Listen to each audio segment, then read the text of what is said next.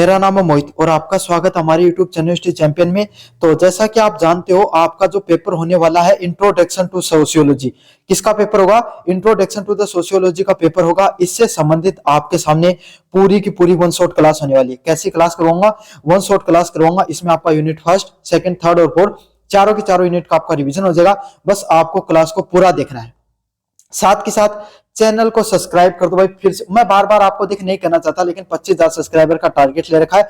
31 तारीख से पहले पहले करो भाई चैनल को सब्सक्राइब। और मैं देखना चाहता हूं मेरी जो चैंपियन आर्मी है ना, वो क्या कर सकती है इस टारगेट को पूरा। तो भाई मुझे उम्मीद आप कर दोगे। करो सब्सक्राइब और अपने दोस्तों से भी करो। 25,000 सब्सक्राइबर का टारगेट कर दो पूरा। साथ के साथ कोने में जो व्यू प्रोडक्ट वाला ऑप्शन दिखाई दे रहा है, इस पे क्लिक करके फ्लिपकार्ट और मित्रा से कोई प्रोडक्ट खरीदोगे, सबसे ज्यादा आपको डिस्काउंट देखने को मिलेगा। जाओ और जाकर प्रोडक्ट खरीद लो। डिस्क्रिप्शन में मैंने टेलीग्राम का लिंक दे रखा है। किसका लिंक दे रखा है? टेलीग्राम का लिंक दे रखा है। उस पर क्लिक करके आप क्या कर सकते हो, जो पीडीएफ पढ़ा रहा हूं पीडीएफ प्राप्त कर सकते हो। आपको सिंपली क्या करना है, डिस्क्रिप्शन में जो टेलीग्राम का लिंक दिया वहां पर आप पहुंच जाओगे। उसके बाद में यूनिवर्सिटी चैंपियन जो लिखा है, इस पे क्लिक करना है। इस पे क्लिक करने के बाद में आपको यहाँ पर जो फाइल वाला सेक्शन है, इस फाइल वाले सेक्शन पे क्लिक करना है ना। साथ के साथ आपको कोने में जाना है और सर्च करना है यहाँ पर क्या, सोशियोलॉजी। सिंपल सोशियोलॉजी सर्च कर लेना भाई। जैसे सर्च करोगे, देखो काफी बार देखो सर्च वाला ऑप्शन आ रहा है ना, ये गड़बड़ होती है। आपका जो टेलीग्राम है ना, वो लोड नहीं लेता है। तो आपको हर प्रॉब्लम का सॉल्यूशन मेरे से चाहिए भाई। लेकिन मैं बता देता हूं, अगर आपको पीडीएफ नहीं दिखाई दे रही है और अगर आप सोशियोलॉजी को सही से सर्च किया है, तो एक बार इंटरनेट को ऑन ऑफ करके देख लेना। 2 मिनट रुक जाना, 2-3 मिनट, आपको पीडीएफ दिखाई देगी। यहाँ पे introduction to sociology BA first semester के नाम से पीडीएफ पड़ी होगी। जाओ और जाकर उसको पढ़ लो। अब शुरू करते हैं क्लास को। पहला प्रश्न है, समाजशास्त्र की उत्पत्ति और विकास के बारे में व्याख्या दीजिए। अगले वाला प्रश्न आपके सामने, समाजशास्त्र की उत्पत्ति और विकास के बारे में व्याख्या कीजिए। Explain the origin and development of sociology. क्या होता है ओरिजिन और डेवलपमेंट ऑफ सोशियोलॉजी? समाजशास्त्र की उत्पत्ति क्या होती है? समाजशास्त्र आपके सामने एक आधुनिक विज्ञान है। समाजशास्त्र कैसा विज्ञान है भाई? आज के समय एक आधुनिक विज्ञान है ना। समाज को समझने का जो विज्ञान के रूप में समाज होता है, उसमें लोग होते हैं, लोग समाज कैसे काम करता है, लोगों की सोच कैसी होती है, व्यवहारिकता कैसी होती है, इन सब चीजों का जो एक पूरा वैज्ञानिक विधि होती है, उसको अगर हम अध्ययन करते हैं, उसको क्या कहा जाता है? समाजशास्त्र के नाम से जाना जाता है। किस नाम से जाना जाता है? समाजशास्त्र के नाम से जाना जाता है। समाजशास्त्र जिसकी उत्पत्ति 19वीं शताब्दी में यूरोप में हुई थी। समाजशास्त्र की आपके सामने उत्पत्ति कहां देखने को मिलती है भाई? यूरोप के अंदर देखने को मिलती है। इसके पृष्ठभूमि में 3 क्रांतियों का मुख्य हाथ है। मतलब जो आपके सामने समाजशास्त्र है, इसकी जो उत्पत्ति हुई है, इसमें कम से कम जो 3 क्रांतियां हैं, उनका सबसे बड़ा योगदान रहा है। पहली है व्यवसायिक क्रांति, फ्रांसीसी क्रांति और औद्योगिक क्रांति। कौन कौन सी क्रांति? व्यवसायिक क्रांति क्या है? पहले के समय में हमारा पूरा का पूरा समाज है, वो किस चीज पर निर्भर हुआ करता था? कृषि पर निर्भर हुआ करता था। किस चीज पर निर्भर हुआ करता था भाई? कृषि पर अपना पूरा का पूरा समाज निर्भर हुआ करता था। और उसके बाद में जो हमारे समाज में जो मशीनों का दौर आया, पहले इंसान मजदूर काम किया करते थे, उसके बाद में आपके सामने मशीनों का दौर आया, और फिर एक नया वर्ग पनप के आता है, वो होता है व्यापारी वर्ग। तो उस वर्ग का भी बहुत बड़ा योगदान रहता है आपके सामने जो समाजशास्त्र को समझने में। फिर फ्रांस की क्रांति देखने को मिलती है 1789 में, और फिर औद्योगिक क्रांति है वो देखने को मिलती है। तो इन 3 प्रमुख क्रांतियों का आपका बहुत बड़ा योगदान रहता है। तो किस क्रांति के रूप में जाना जाता है भाई? औद्योगिक क्रांति। जो उद्योगों से संबंधित जो क्रांति हुई भी, उसको औद्योगिक क्रांति के नाम से जानते हैं। इन क्रांतियों ने यूरोपीय समाज की पारंपरिक संरचना, सामंतवाद व धर्म का प्रभाव देखने को मिला। मतलब ये जो क्रांतियां देखने को मिली, तीनों की तीनों, व्यवसायिक क्रांति, फ्रांसीसी क्रांति और औद्योगिक क्रांति, इन तीनों क्रांतियों ने क्या क्या भाई, जो यूरोप का समाज है उसकी पारंपरिक संरचना जैसे सामंतवाद और धर्म पर प्रभाव डाला। क्या काम किया? जो हमारी जो धार्मिक संरचनाएं होती हैं, जिसमें सामंतवाद और धर्म का प्रभाव देखने को मिलता है। किसका प्रभाव देखने को मिलता है? सामंतवाद व धर्म का प्रभाव देखने को मिलता है। उसको हिला दिया। क्या कर दिया? उसको हिला दिया। और गरीबी, शहरीकरण तथा वर्ग संघर्ष जैसी नई समस्याएं पैदा की। और क्या क्या भाई, आपके सामने जो समाज है उसमें एक नया तबका निकल कर आया। गरीबी, शहरीकरण, जो आपके सामने जो शहरों जो नए नए शहर उत्पन्न हो रहे थे, वो देखने को मिले। और समाज के अंदर जो अलग अलग प्रकार के वर्ग, पहले जातियों के आधार पे, धर्म के आधार पे बटे हुए थे, अब वो आर्थिक आधार पे बटने लग गए। कैसे? आज आपके समय समाज में आप एक नया वर्ग देखते हो, गरीबी मिडिल क्लास और अपर क्लास, ये देखते हैं ना आपके सामने, गरीब हो गए, मध्यम वर्ग हो गया और अमीर लोग है वो आपके सामने रह गया, होते हैं आपके सामने, है ना। तो ये जो वर्ग, अलग अलग वर्ग होते हैं, जिसमें व्यापारी वर्ग का संघर्ष आपके सामने मजदूर वर्ग से देखने को मिलता है। ये जो टसल लगातार जो चलती रहती है, इसने क्या कर दिया आपके सामने, समाज के अंदर नई समस्याओं को पैदा कर दिया। जो प्राचीन समस्याएं थी समाज में वो तो थी, साथ के साथ समाज में लगातार होते हुए बदलावों ने क्या कर दिया, समाज के अंदर नई प्रकार की जो समस्याएं हो उसको उत्पन्न कर दिया, अलग प्रकार की जो सामाजिक समस्याएं हैं उनको पैदा किया। इन जटिलताओं को समझने के लिए एक व्यवस्थित विज्ञान की महसूस है, और जो समाज में जो लगातार बदलाव हो रहा है, इस बदलाव को समझने के लिए पूरा का पूरा एक विज्ञान की जरूरत लोगों को महसूस होने लगी। लोगों को लगने लगा कि अब हमें क्या है, एक नई वैज्ञानिक विधि को अपनाने की जरूरत है, जिससे हम क्या कर सकें, पूरा जो सामाजिक बदलाव हो रहा है उस सामाजिक बदलाव को समझ सकें। समाजशास्त्र के जनक किसको माना जाता है, अगस्त कामेट को। किसको माना जाता है भाई, आपके सामने जो अगस्त कामेट है उसको क्या माना जाता है, आपके सामने समाजशास्त्र का जनक माना जाता है। किसको माना जाता है, अगस्त जो कामेटे हैं उसको आपके सामने समाजशास्त्र का जनक माना जाता है। उन्होंने 1838 में इस विषय में सोशियोलॉजी का नाम दिया, और उन्होंने क्या किया, जो समाज को समझने की जो विधि होती है, इसको 1838 के अंदर, कब, 1838 के अंदर जो सोशियोलॉजी है इसका नाम रखा गया। प्रारंभ में इसे सोशल फिजिक्स के नाम से भी जाना जाता था। जब इस विषय की शुरुआत हुई तब इसको किस नाम से जानते थे, सोशल फिजिक्स के नाम से भी जाना जाता था। किस नाम से जाना जाता था, सोशल फिजिक्स के नाम से भी जाना जाता था। समाजशास्त्र के विकास की बात करें, समाजशास्त्र के विकास में, अब ये देखो मैंने बताया था ना, जब 100 टाइप प्रश्न में आएगा तो उसका क्या करना, आपको सिर्फ परिभाषाएं पूछेंगे। अब विकास देखेंगे कि समाजशास्त्र का विकास कैसे होता है। समाजशास्त्र का विकास मुख्य रूप से 4 चरणों में देखा जा सकता है। अगर हम समाजशास्त्र के विकास की बात करें तो वो कम से कम 4 चरणों में उसका विकास हुआ। पहला चरण था प्राचीन चरण, मतलब प्राचीन समय में आपके सामने समाजशास्त्र का कैसे उद्भव होता है, जिसमें प्लेटो, अरस्तु व कुटिल्य जैसे विचारकों ने समाज के बारे में अपने विचार व्यक्त किए।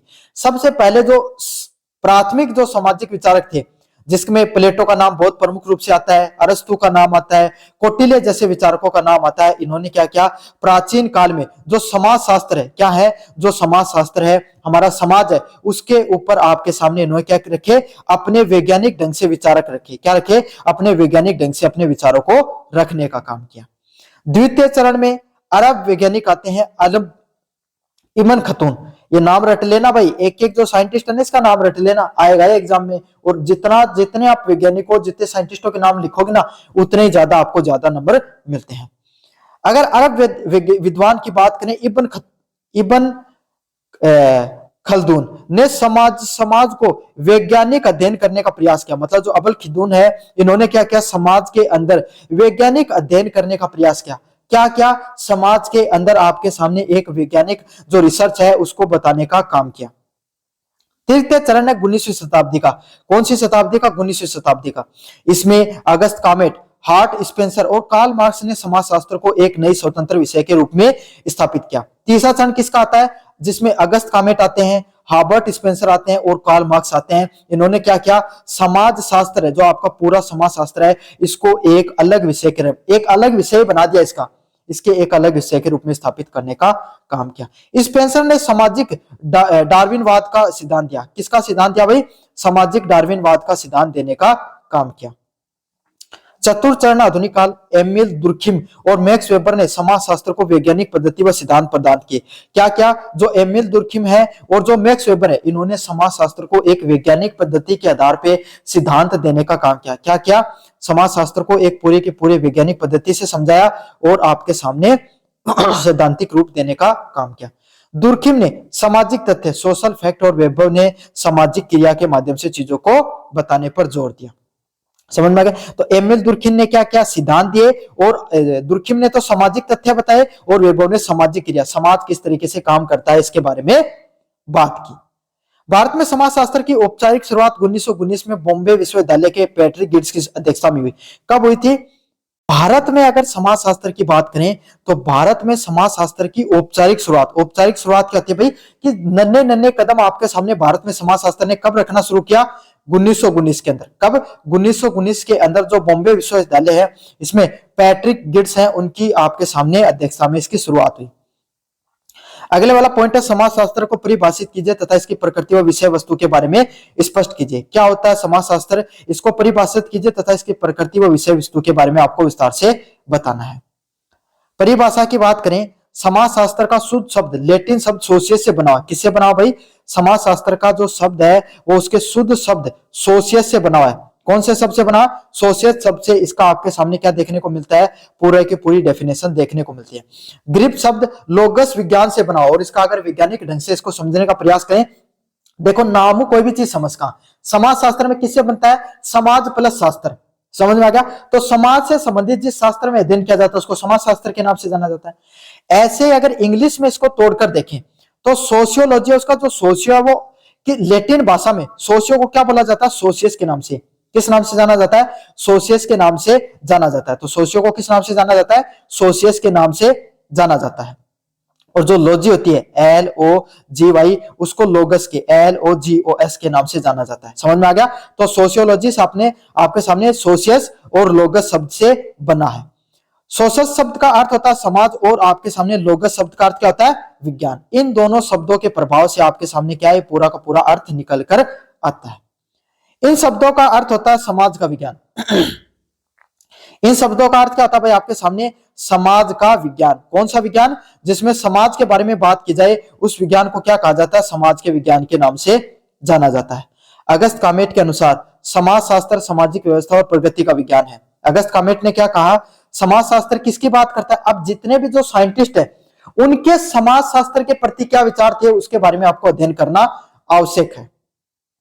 अगस्त कामेट ने कहा समाजशास्त्र जो हमारे समाज के अंदर जो व्यवस्था चलती है और उसकी जो प्रगति है उसके प्रति क्या है? उसका विज्ञान है। किसका विज्ञान है?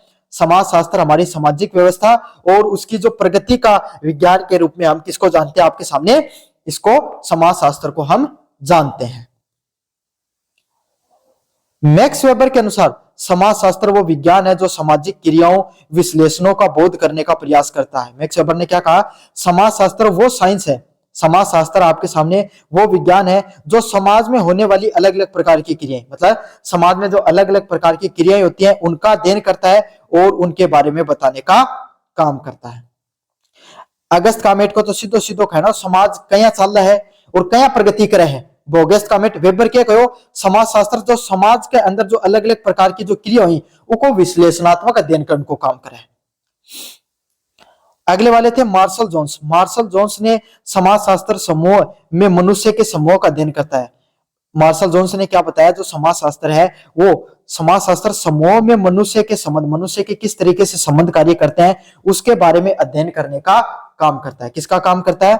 समूह में, मतलब जब सभी लोग मनुष्य, सभी के सभी मनुष्य एक जगह इकट्ठा होकर ग्रुप में रहते हैं, समूह में रहते हैं, तो उनके रिलेशन, उनके संबंध कैसे काम करते हैं, उनके संबंध कैसे काम करते हैं, इसके बारे में अगर जब आप अध्ययन करते हो तो उसी को क्या कहा जाता है? समाजशास्त्र के नाम से जाना जाता है। किस नाम से जाना जाता है? समाजशास्त्र के नाम से जाना जाता है। अगले वाला पॉइंट है समाजशास्त्र की प्रकृति। समाजशास्त्र की प्रकृति कैसी होती है? प्रकृति कैसी होती है? वैज्ञानिक। कैसी प्रकृति आपके सामने समाजशास्त्र की? एक साइंटिफिक है। कैसी है? वैज्ञानिक पद्धति है भाई, वैज्ञानिक ढंग से अपन समझ सकते हैं। इसके पक्ष में निम्न तर्क दिए गए, मतलब भाई अगर आप कोई भी चीज को वैज्ञानिक ढंग से बताते हो कि भाई ये चीज वैज्ञानिक है, ये वैज्ञानिक विधि से चीज नहीं है, तो आपको यह भी बताना पड़ेगा कि ये चीज वैज्ञानिक है तो है क्यों और नहीं है तो क्यों नहीं है। दोनों के चीजों के बारे में आपको बताना जरूरी होता है। तो यही बताएगा समाजशास्त्र की जो प्रकृति है वो वैज्ञानिक है तो क्यों है, और आपके सामने उसके पीछे अनेकों अनेक तर्क दिए गए। ये क्या है? इसका अध्ययन करता है भाई समाज क्यों है, और समाज के अंदर अगर मान लो कोई व्यक्ति है, कोई समाज में गरीबी है तो क्या क्यों है वो गरीबी, उसके बारे में बताता है। और क्या है, मतलब गरीबी क्या चीज है, समझ में आ गया? कोई व्यक्ति, कोई समाज है उसमें जातियां क्यों है, क्या है, जातियां क्या है, उनके बारे में बताता। मतलब कोई भी शब्द में जब व्हाट का उत्तर देता है और क्या होना चाहिए या नहीं होना चाहिए, मतलब गरीबी होनी चाहिए तो क्यों होनी चाहिए, और थी तो क्यों थी, सारे की सारी एक साइंटिफिक वैज्ञानिक विधियों के बारे में सभी चीजों को बताने का काम करता है। इसमें अलग अलग प्रकार की जो वैज्ञानिक पद्धतियां होती हैं, चीजों को अवलोकन करने की, साक्षात्कार व सर्वेक्षण का भी प्रयोग किया जाता है। मतलब जितने भी जो साइंटिफिक जितने भी जो साइंटिफिक आपके सामने जो रिसर्च होती है, साइंटिफिक आपके सामने कैलकुलेशन होती है, अवलोकन करना, साक्षात्कार नष्ट करना, सर्वेक्षण करना, सब के सबका इसमें प्रयोग देखने को मिलता है। इसके नियम सार्वभौमिक और प्रमाणिक होते हैं। इसमें जो नियम बताए जाते हैं वो यूनिवर्सल होते हैं। कैसे होते हैं भाई? यूनिवर्सल और साइंटिफिक होते हैं। कैसे होते हैं? यूनिवर्सल और साइंटिफिक देखने को मिलते हैं। मतलब जितने भी जो नियम बताए जा रहे हैं वो सब के सब सार्वभौमिक हैं और आपके सामने प्रमाणिक हैं, उनको आपके सामने रिसर्च और प्रूव किए गए हैं। यह कार्य कारण कॉज इफेक्ट रिलेशन पे काम करता है। कौन से रिलेशन पे काम करता है? कॉज इफेक्ट रिलेशन पर काम करता है कि कोई भी घटना हुई तो वो क्यों हुई और उसके पीछे क्या कारण था, दोनों के बीच में संबंध स्थापित करने का काम करता है। इसको क्या बोला जाता है? कॉज इफेक्ट रिलेशनशिप के नाम से जाना जाता है। कॉज इफेक्ट रिलेशनशिप क्या होता है? कि कार्य कारण, कि कोई भी कार्य हुआ तो उसके पीछे क्या कारण थे उसके बारे में बताने का काम करता है। विषय वस्तु, समाजशास्त्र की विषय वस्तु का मुख्य रूप से 3 संप्रदाय में बांटा जा सकता है। अगर हम सोशियोलॉजी को अगर समझे, किसको समझे? अगर हम सोशियोलॉजी को समझे तो उसको 3 मुख्य भागों में बांट सकते हैं। पहला होता है फॉर्मेलिस्टिक स्कूल। कौन सी स्कूल? स्वरूपात्मक संप्रदाय। जॉर्ज सिमेल के अनुसार समाजशास्त्र को केवल सामाजिक संबंधों के स्वरूप जैसे संघर्ष, अनुकरण व प्रभुत्व का अध्ययन करना चाहिए। मतलब किसकी बात की गई? अगर हम समाजशास्त्र का अध्ययन करते हैं तो जॉर्ज सिमेल ने साफ साफ कहा समाजशास्त्र केवल समाज के अंदर जो संबंध है कि लोग आपके सामने कैसे भाई आपस में लड़ाई, मतलब उनका आपस में किस तरीके से टसल चलती रहती है, अमीर आदमी गरीब आदमी से, है ना, पैसे जो किस तरीके से उनमें जो संघर्ष चलता रहता है, कैसे उनके प्रभुत्व की जो लड़ाई होती है उसका अध्ययन किया जाता है। इसको क्या कहा जाता है? स्वरूपात्मक संप्रदाय के नाम से जाना जाता है। अगला होता है समन्वयवात्मक संप्रदाय। दुर्खिम और सेरोकिन के अनुसार समाजशास्त्र एक सामान्य विज्ञान है। किसकी बात की गई? दुर्खिम और सेरोकिन ने क्या माना? समाजशास्त्र एक प्रकार का कैसा विज्ञान है? सामान्य विज्ञान है। कैसा विज्ञान है भाई? आपके सामने एक प्रकार का सामान्य विज्ञान है और जिसे समाज का संपूर्ण रूप से अध्ययन करना चाहिए। जिसमें क्या करना चाहिए? समाज का संपूर्ण रूप से अध्ययन करना चाहिए। तो दुर्खिम और सेरोकिन का तो साफ साफ करना था समाजशास्त्र एक सामान्य विज्ञान है जिसमें हमें समाज के, जिसमें ऊपर वाले में जो जॉर्ज सिमेल का कहना था कि आपस में जो समाज में टसल देखने को मिलती है, जो आपस में किस तरीके से संघर्ष करते रहते हैं, जातिगत भेदभाव, ये सब चीजें देखने को मिलती हैं, इसी के बारे में नहीं, आपके सामने समाज के संपूर्ण रूप से अध्ययन करना चाहिए। किसने बात की? दुर्खिम ने। एलेक्स इनकेल का क्या कहना था? इसकी विषय वस्तु को 3 भागों में बांटा। एलेक्स इनकेल ने क्या किया? इसको विषय वस्तु को 3 भागों में बांटा। पहली थी सामाजिक विश्लेषण। पहला कौन सा विश्लेषण? हम समाज का विश्लेषण कैसे करते हैं। सामाजिक जीवन की प्राथमिक इकाइयां, मतलब जो सामाजिक जीवन होता है उसमें समूह है और समुदाय का क्या महत्व होता है। समाज के अंदर जो अलग अलग जो समूह पाए जाते हैं और अलग अलग जो समुदाय होते हैं उनका क्या महत्व होता है, इसके बारे में अपन को विस्तार से अध्ययन करना है। और मूलभूत सामाजिक प्रथाएं, मतलब परिवार, धर्म और राज्य के बारे में अध्ययन करना चाहिए। मतलब जो एलेक्स इनेकन है ना, इन्होंने और डिवाइड कर दिया समाजशास्त्र को। इसमें क्या कहा? समाज के विश्लेषण को पढ़ो कि समाज है वो किस तरीके से काम करता है, उसको विश्लेषण करो। समाज में जो अलग अलग प्रकार की प्रथाएं हैं, लोग मिलजुल कर कैसे रहते हैं, अलग अलग समुदाय में कैसे रहते हैं, इसका अध्ययन करो। और मूलभूत की संस्थाएं जैसे परिवार, धर्म व राज्य हैं, इसके बारे में अध्ययन करो। तो एलेक्स एरिक्सन का यह मानना था, इनकेल्सन का, कि आपको समाज को और विस्तृत रूप से अध्ययन करना चाहिए। फिर से बताऊं, पहले था स्वरूपात्मक संप्रदाय, जिसमें आपके सामने जो समाज है उसमें जो आपस में स्वरूप है उसके संघर्ष, अनुकरण व प्रभुत्व है कि कैसे लोग प्रभुत्व जमाते हैं। अमीर जो राजा हुआ करता था वो प्रजा पे कैसे प्रभुत्व जमाता था। आपस में संघर्ष, प्रजा का राजा के प्रति, राजा का जनता के प्रति, है ना, अलग अलग लोग हैं उनका आपस में किस तरीके से संघर्ष होता था, उसी के बारे में पढ़ना है। ये विचार किसके थे? जॉर्ज सिमेल्स के। फिर अगले वाला आया समन्वयवात्मक संप्रदाय। दुर्खिम और सिरोकिन के अनुसार समाजशास्त्र को एक सामान्य विज्ञान माना और कहा कि सब कुछ अध्ययन करो।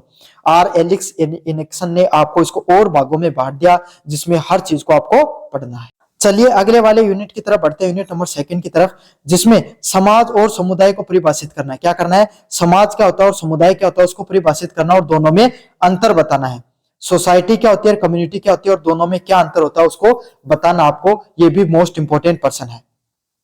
समाज क्या होता है? समाजशास्त्र में समाज के अर्थ व्यक्तियों के समूह में से नहीं बल्कि उनके बीच में पाए जाने वाले संबंधों का जाल होता है। समाजशास्त्र में क्या बताया गया है? समाज का अर्थ जो अलग अलग प्रकार के जो व्यक्ति होते हैं उनके समूह में नहीं माना गया, बल्कि उनके बीच में पाए जाने वाले जो सामाजिक संबंध होते हैं उनके जालों में बताया गया है। समाज का अर्थ क्या है? जो व्यक्ति के जो भाई व्यक्तियों का जो झुंड जो समूह होता है ना, उसका अर्थ नहीं होता है समाज। समाज का अर्थ होता है उनके बीच में जो संबंध होते हैं। जैसे आप अपने पड़ोसी से जाकर चाय मांग के लेकर आ सकते हो, लेकिन वहीं पर आपके सामने कोई नया किराएदार आया, क्या उसे मांग कर आओगे? कभी नहीं मांग कर आ सकते हो। समझ में आ गया? क्यों? समाज का हिस्सा तो वो भी हो गया आपके हिसाब से, लेकिन नहीं हुआ। जैसे जो लोग होते हैं उनके अंदर कैसा आपके सामने संबंध देखने को मिलता है, उसी को क्या कहा जाता है? समाज के नाम से जाना जाता है। समझ में आ गया? समाज में जो अलग अलग प्रकार के जो संबंध पाए जाते हैं, सामाजिक संबंधों के जाल को ही समाज के रूप में अपन परिभाषित करते हैं, जानते हैं। इस प्रकार से आप नहीं कह सकते कि कोई दो व्यक्तियों के बीच में जो लोग रहते हैं उसको अपन समाज के रूप में नहीं कहते हैं।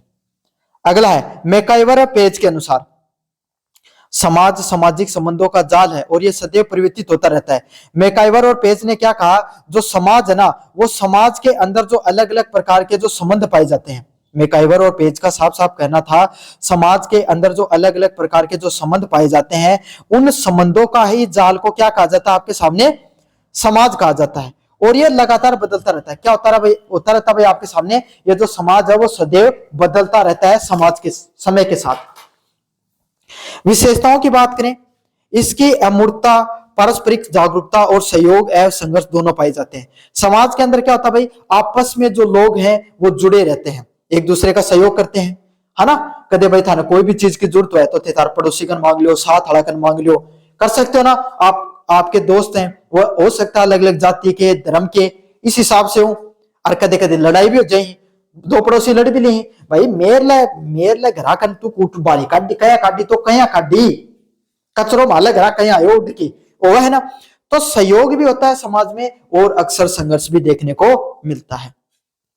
लोग आपस में जुड़े भी रहते हैं, पारस्परिक जागरूकता भी देखने को मिलती है। अब ये पारस्परिक जागरूकता क्या होती है कि दोनों जो लोग होते हैं वो आपस में क्या रहते हैं? परस्पर सहयोग की भावना से रहते हैं, एक दूसरे को बताने का काम करते हैं कि भाई तुम ये कर लो, हम ये कर लेंगे। हमारा समाज है वो इसी तरीके से चलता है और यही इसकी खूबसूरती भी है।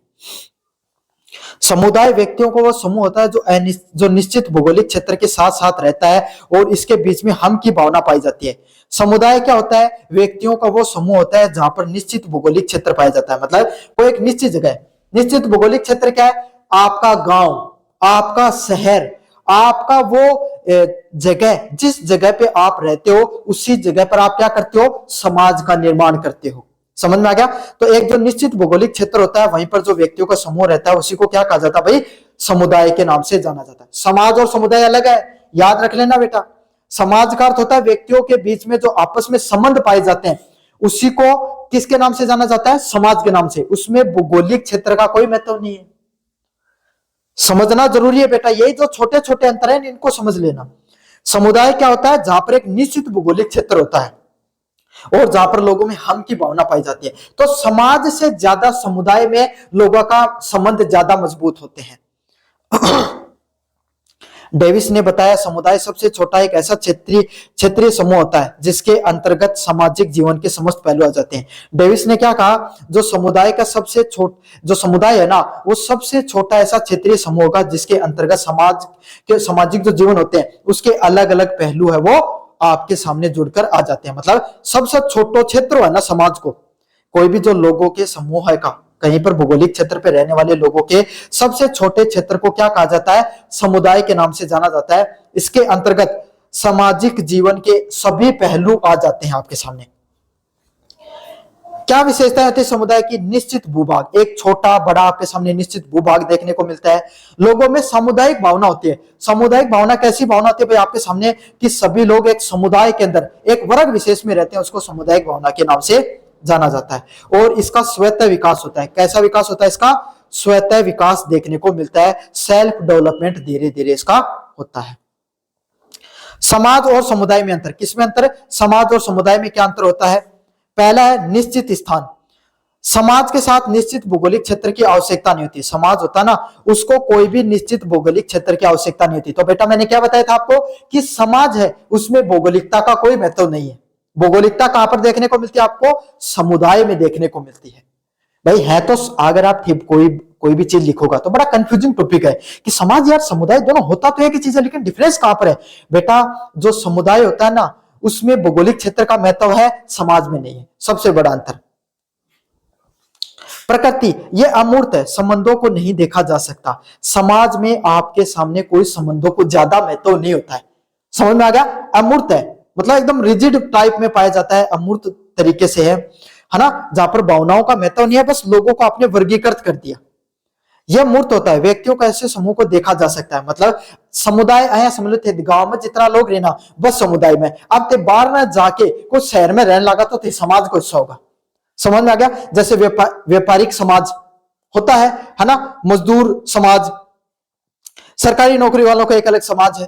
तो इस प्रकार के जहां पर आप कोई भी रैंडम कोई भी व्यक्ति होता ना, उनके बीच में चाहे कोई फीलिंग हो चाहे नहीं हो, चाहे सभी लोग आपके सामने संबंध हो या नहीं हो, उनको किसके रूप में समाज में डालते हैं। और जहां पर लोग संबंधों से जुड़े रहे, जहां पर व्यक्तियों को देखा जा सकता है, जहां पर लोग संबंधों से जुड़े रहे, उसको समुदाय के नाम से जाना जा सकता है। जैसे समुदाय में आपके गांव के लोग आ गए, आपके सगे संबंधी आ गए। समझ में आ गया?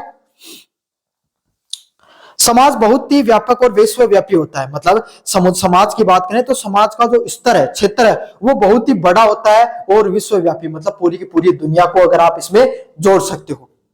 वसुदेव कुटुंबकम, पूरी दुनिया, पूरा समाज हमारा क्या है, हम उसका हिस्सा है। समझ में आ गया? तो समाज का क्षेत्र है वो बहुत ही ज्यादा व्यापक होता है और विश्वव्यापी होता है। मतलब सारी की सारी दुनिया के आपके सामने लोगों को उसमें आप जोड़ सकते हो। समुदाय में केवल तुलनात्मक रूप से होता है। समुदाय क्या होता है आपके सामने, उसको तुलनात्मक रूप से छोटे हिस्से में होता है। मतलब समझ में आ गया? तुलनात्मक रूप से छोटे हिस्से में देखने को मिलता है। इसमें हम की भावना अनिवार्य नहीं है। मैंने क्या बताया, समाज में जैसे व्यापारी वर्ग है, अब व्यापारी तो आपके गांव का भी है, व्यापारी तो केरल का भी है, व्यापार तो असम का भी है, व्यापारी तो आपके सामने कश्मीर का भी है। सब कहीं के व्यापारी समाज के अंदर आ गए, व्यापारी समाज के अंदर। क्या उनमें एकजुटता है? नहीं है। हो सकता है आपस में लड़ाई हो। क्या जानते हैं? हो सकता है जानते हैं, हो सकता है नहीं भी जानते हैं। समझ में आ गया? तो जो समाज होता है उसमें हम की भावना नहीं होती है। क्या नहीं होती है? समाज में आपके सामने कभी भी हम की भावना नहीं देखने को मिलती है। जबकि जो आपके सामने समुदाय होता है, क्या होता है, जो समुदाय होता है इसके अंदर किसकी भावना देखने को मिलती है? हम की भावना देखने को मिलती है। समझ में आ गया आपको अच्छे से? मुझे उम्मीद है आपको समाज और समुदाय दोनों समझ में आ गए होंगे। मोटी मोटी बात करूं, समाज में ना तो कोई भौगोलिक क्षेत्र, समाज में कोई भौगोलिक क्षेत्र भी कोई नहीं है, ना हम की भावना है, ना तो भावना है, ना रिश्ता ने देखे जाए के अंदर, और ना आपका सामने क्यों है अमूर्तता पाई जा है। मतलब थान बेरो भी कोनी कि कौन लोग जुड़ रहे हैं अंदर। समुदाय में फिक्स भौगोलिक क्षेत्र होगा, लोग आपस में जुड़े हुआ होगा, सगी संबंधी देखने को मिलेंगे, और संबंध है उसमें हम की भावना रहेगी कि हम सभी के सभी लोग एक हैं, इस तरीके की भावना देखने को मिलती है। संस्कृति, सामाजिक प्रतिमान व सामाजिक मूल्यों की व्याख्या कीजिए। समाज में संस्कृति क्या होती है, सामाजिक प्रतिमान क्या होते हैं और सामाजिक मूल्य क्या होते हैं, इसके बारे में आपको विस्तार से बताना है। संस्कृति की बात करें, समाज शास्त्र में संस्कृति का अर्थ केवल कला या संगीत ही नहीं है। समाज शास्त्र में क्या होता है आपके सामने, जो संस्कृति होती है, कल्चर होता है। क्या होता है? कल्चर का अर्थ आपके सामने ये नहीं है कि कला या संगीत, कि आपने लोगों को किसके माध्यम से, कला के माध्यम से, कल्चर के माध्यम से, और जो सॉन्ग होते हैं उसके माध्यम से आप लोगों को समझो, यही संस्कृति नहीं होती। अपना समझ संस्कृति आते हैं जब क्या है कि याद आवे कि अपनो पहनाव कया को है, अपनो खानो कया को है ना, नाच गाना कया का है, संगीत कया को। भाई संस्कृति को नहीं बेटा, बहुत व्यापक स्तर होता है संस्कृति का। जीवन जीने का वो तरीका जो आपके सामने एक पीढ़ी से दूसरे पीढ़ी को स्थानांतरित होता है, उसी को क्या कहा जाता है? संस्कृति के नाम से जाना जाता है। मतलब जिंदगी जीने को वो तरीको जो एक पीढ़ी से दूसरे पीढ़ी का नाते ट्रांसफर करो, उन्हें क्या कहलाओ आपका सामने समाज शास्त्र में संस्कृति का नाम से जाना जाए। समझ में आ गया? जया की अपना जो बड़ कहा बाप माता पिता हा, जो उनका भी जो माता पिता ही वह आपके सामने भाई राजस्थान में रिया करता आपने, है ना, तो उठे आपने उनका जो पहनाव पहनाया जाया करतो, धोती कुर्ता, खैर वह तो कौन पहरा, लेकिन कोट पैंट वगैरह वह भी पहरा, जो आपने जो उनको पहना हो वो आज भी है। उनको जो खान पान है थोड़ा बहुत बदलाव, देखो मॉडर्न अपन हुए, लेकिन उनका पहनाव आज भी है। जो पहले गीत गाया करती अपना महिला वह आज भी गा है, शादी करने का पहले तरीका आज भी हो सकता है, उनमें थोड़ा थोड़ा बदलाव आ गया है। मॉडर्नाइजेशन समय के साथ बदलाव तो आता ही, समय की यही तो खूबसूरती है कि उसमें बदलाव जरूरी है। बदलाव आए हैं, लेकिन जो क्या है, एक पीढ़ी से दूसरे पीढ़ी को जो हमने जिंदगी जीने के जो तरीके दिए हैं बड़ों का सम्मान करना चाहिए, झूठ नहीं बोलना चाहिए, धर्म के अनुसार चलना चाहिए, संस्कृति को आगे बढ़ाना चाहिए, अपनी संस्कृति के प्रति गौरवान्वित रहना चाहिए। इन सब चीजों को आपके सामने को क्या कहा जाता है? जीने के तरीके के नाम से जाना जाता है। साथ के साथ आपके सामने जो भौतिक मशीनें होती हैं, और इसमें क्या देखने को मिलता है? इसमें मनुष्य द्वारा निर्मित जो अलग अलग प्रकार की भौतिक चीजें जैसे मशीनें, भवन और अभौतिक चीजें जैसे विचार और विश्वास दोनों आते हैं। मतलब हर प्रकार की चीजें इसमें आएगी। भौतिक चीजें जैसे मशीन, भवन, और जो अभौतिक चीजें जैसे विचार और विश्वास, सबकी सब चीजें इसमें शामिल होती हैं। टाइलर का कहना था संस्कृति वो जटिल पूर्णता है जिसमें ज्ञान, विश्वास, कला और नैतिकता, कानून और प्रथाएं शामिल होते हैं। टाइलर का एक बहुत ही खूबसूरत आपके सामने इसमें जो शब्दावली का प्रयोग किया है, उन्होंने कहा संस्कृति वो जटिल पूर्णता है जिसमें ज्ञान आता है, लोग आपस में एक दूसरे को ज्ञान शेयर करते हैं, लोगों का विश्वास है एक दूसरे के प्रति, कला और नैतिकता, कानून और प्रथाएं हैं, सबकी सब चीजें इसमें शामिल हुए हैं। जया कि अपना दादा परदादा ने भी भगवान पर विश्वास और आज अपना भी है ना। समाज में विपदा में अपना अपना सगा संबंधी काम होंगे वो विश्वास उनने भी और वो अपना भी है। ज्ञान, उन्होंने हमें कैसे रहना चाहिए, कैसे खाना खाना चाहिए, कैसे बोलना चाहिए, ये ज्ञान क्या उन्होंने हमें दिया या नहीं दिया? दिया है, और पहले वो भी वही करते थे, आज भी अपन करते हैं। कला, भाई ओलिया में जब अपने भी बगाए जाए डफ है ना, गाँव है ना, दिवाली आज ना आप भाई दीपक भाई भी जलाता भाई दीपक आज ना, उसका आज के टाइम में थारकन ज्यादा पिसाओ, घी का जला दो, तेल का जला दो, वो आपके सामने भाई कोई थे घी का जला दो, तेल का जला दिया, पैड़ा घी का जला देता, तेल का जला दिया, इतना यंत्र है भाई। पहले का टाइम में पटाखा को नहीं, आजकल आप पटाखा बजा दिया, इतना यंत्र है, बाकी यंत्र को नहीं। नैतिकता, झूठ नहीं बोलना चाहिए, बड़ी बुजुर्ग के साथ रहना चाहिए, उनकी सीख माननी चाहिए, काम तो करो को नहीं लेकिन सीख तो दे रही है। और कानून और जो प्रथाएं हैं वो उन सब का मिश्रण होता है, उसी को किसके नाम से जाना जाता है? संस्कृति के नाम से जाना जाता है। किस नाम से जाना जाता है? संस्कृति के नाम से जाना जाता है। सामाजिक प्रतिमान क्या होते हैं? सामाजिक प्रतिमान वे नियम व मानक होते हैं जो व्यक्ति के व्यवहार को नियंत्रित और निर्देशित करते हैं। मतलब सामाजिक प्रतिमान क्या होते हैं? वो नियम व कायदे जो हमारे समाज में जो व्यक्ति का व्यवहार, किस तरीके से कोई भी व्यक्ति को अपने जीवन में व्यवहार करना चाहिए, उसके बारे में बताते हैं, उसी को सामाजिक प्रतिमान के नाम से जाना जाता है। किस नाम से जाना जाता है? सामाजिक प्रतिमान के नाम से जाना जाता है। मतलब वो नियम और कायदे जो समाज में व्यक्ति का जो व्यवहार होता है उसको कंट्रोल करते हैं, उसको नियंत्रित करने का काम करते हैं, उसी को सामाजिक प्रतिमान के नाम से जाना जाता है। यह समाज में अनुशासन बनाए रखते हैं। इनका काम क्या होता है? जो हमारा समाज होता है उस समाज में अनुशासन बनाए रखने का काम किसका होता है भाई? आपके सामने सोशल नॉर्म्स का होता है। जैसे प्रकारों की बात करें, जनरीतियां, फोकवेज, रूढ़ियां और कानून। अलग अलग प्रकार की जो हमारे समाज में जो जनरीतियां पाई जाती हैं, जो अलग अलग प्रकार की रूढ़ियां और जो कानून पाए जाते हैं वो इसके अंदर आते हैं। किसके अंदर आते हैं? सामाजिक प्रतिमानों में आते हैं। कार्यों की बात करें, ये बताते हैं कि किस परिस्थिति में हमें कैसा व्यवहार करना चाहिए। मतलब जो अलग अलग प्रकार के कार्य होते हैं ये हमें ये बताने का काम करते हैं कि कैसी परिस्थितियां और उन परिस्थितियों में हमें किस प्रकार से व्यवहार करना चाहिए। जैसे बड़ों का सम्मान करना चाहिए, है ना। अच्छा, समाज में जनरीतियां क्या होती हैं भाई? होली पर डफ बजानो है ना, अपने और भी प्रकार का गेम खेले जाए, और आपके सामने जो गणगौर मनानी राजस्थान की परंपरा है भाई आपके सामने, है ना।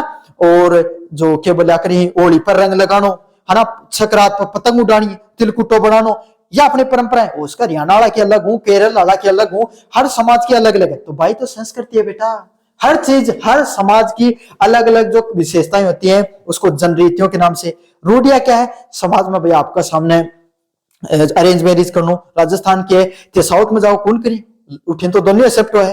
कानून, जो समाज में जो अलग अलग प्रकार के कानून बनाए गए हैं वो, तो इसी को क्या कहा जाता है? संस्कृति के नाम से जाना जाता है। और ये चीज हमें बताती है कि जय मान लो कि थे कठे घना तो थे, आपका माता पिता ने भाई, आपका भाई बहन थे, कहीं भी बोल लो जो मनमाओ, लेकिन जब अगर कोई रिश्तेदार आ जा तो क्या करोगा? जिकारो देके इज्जत तू बोलोगा, है ना अंतर। तो यही चीज हमें बताती है। समाज में थे बाहर न जाओगा तो थारो माता पिता अगर थाने डांट भी दी बाहर ने तो थे बाहर न सामने कौन बोलोगा? यह अपनी परंपरा है ना। तो यही चीज है कि परिस्थितियां जैसी होगी उसमें आप कैसा व्यवहार करते हो, उसी को क्या कहा जाता है? आपके सामने संस्कृति के नाम से जाना जाता है। सामाजिक मूल्य वे संस्कृति का आदर्श या धारणाएं होते हैं जिसके आधार पर हम किसी व्यवहार, वस्तु या विचार को अच्छा या बुरा, उचित व अनुचित मानते हैं। मतलब संस्कृति क्या होती है? संस्कृति वो हमारे समाज में आदर्श व धारणाएं होती हैं जिसके आधार पे हमें कैसा व्यवहार करना चाहिए, कौन सी वस्तु अच्छी है या बुरी है और आपके सामने अनुचित है या उचित है, उसके बारे में अपन बात करते हैं। उसी को सामाजिक मूल्यों के नाम से जाना जाता है।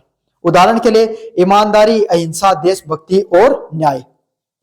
सामाजिक मूल्य क्या है भाई आपके सामने कि हमें भाई आपके सामने चोरी करने को नाम लूंगा तो ते क्या होगा? गलत है। क्यों गलत है? क्योंकि यार समाज में धारणा है कि ये चीजें क्या होती हैं? गलत होती है ना। जो समाज में जो आपके सामने धारणाएं वो आदर्श, सांस्कृतिक आदर्श या धारणाएं जो हमें यह बताएं कि ये व्यवहार गलत है, आप अगर थे माता पिता के सामने बोल रहे हो, मतलब उनके सामने विरोध कर रहे हो, तो ये गलत चीज मानी जाती है। ये अच्छे या बुरी है कौन बताता है? हमारी धारणाएं, सामाजिक मूल्य बताते हैं। समझ में आ गया आपको अच्छे से?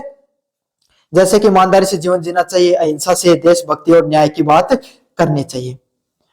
मूल्य समाज के लिए लक्ष्य निर्धारित करते हैं। जो सामाजिक मूल्य होते हैं वो समाज का लक्ष्य निर्धारित करते हैं, जबकि प्रतिमान उन लक्ष्य को पहुंचने तक का साधन होते हैं। चलिए बच्चों, ये थे आपके सामने मास्टर क्लास। जो यूनिट 3 और 4 बच्ची वो बाद में करवा दूंगा। बाकी इंट्रोडक्शन टू द सोशियोलॉजी की यूनिट 1 और 2 मैंने आपको पढ़ा दी है। धन्यवाद।